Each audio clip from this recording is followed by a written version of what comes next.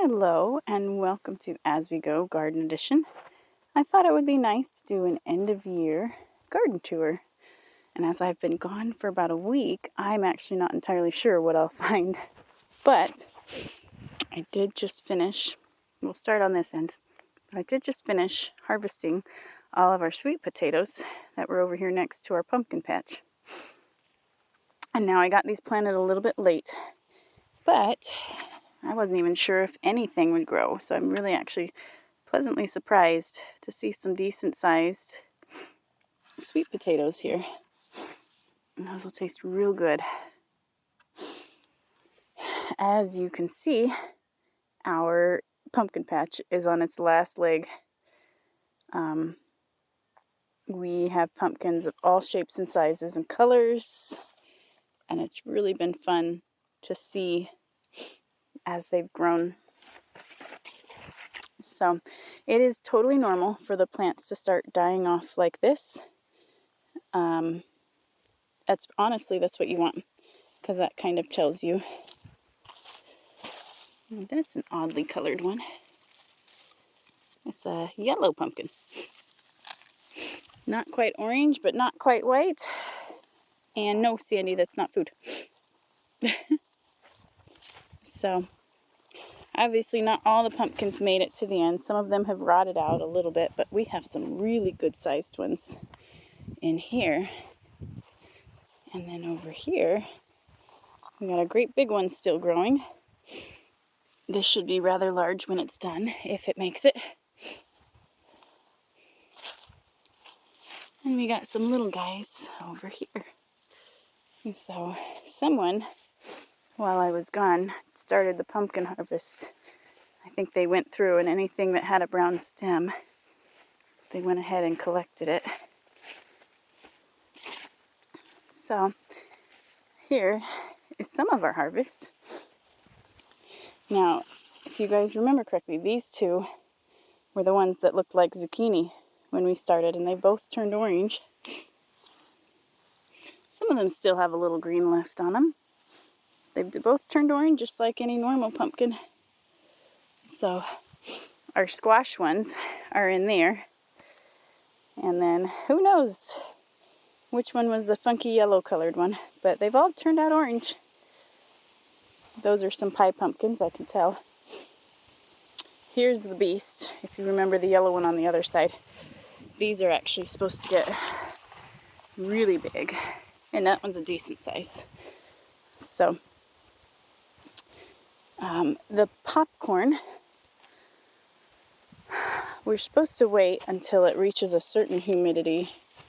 I might just pick them early and let them dry in my basement for a bit, because we did have our first freeze almost last night. And so I don't want to lose them because of cold weather. So I might just do that. We've got a few in there. So our regular corn's been done for a while. And if you look, we've still got some melons here that are ripening. They might not quite get as far as we'd like them to because of the cooler weather coming in. But our sunflowers, when they start to droop like that, you watch them real close. You wait till they dry out a lot. And then you just cut off the heads and continue to let them dry out in your garage or basement or wherever you can put them that doesn't have squirrels and other animals that like to eat them. So, like I said, I've been gone for a week and my tomatoes have just gone crazy. And same with the potatoes. Peppers. We have so many peppers still on the vine, and so I'm going to try and finish harvesting everything today.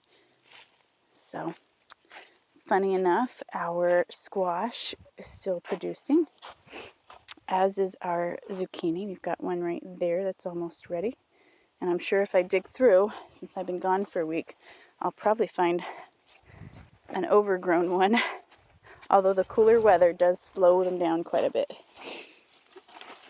But yeah, there's at least one in there.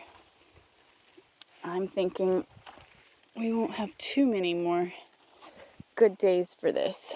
But this is the time of year when things just start to slow down. So we had 2 volunteer tomatoes growing up on here, and it's amazing how big and thick and beautiful they got. Our cucumbers are still producing, much to the delight of the chickens. I absolutely love cucumbers. And so it looks a mess, but we're not doing much more with it. We harvested our beans. Our marigolds are just blossoming beautifully. It's time to start amending our potato soil. Usually you're not supposed to plant it in the same spot 2 years in a row, but because we have the weed mat, we want to see what happens. And these, isn't this funny? I pulled out all our broccoli and I laid it to the side because I was tired of walking through the tangled brush, and it continued to grow. So I've got some little broccoli florets that are actually edible. I could eat those, so I might harvest those too. But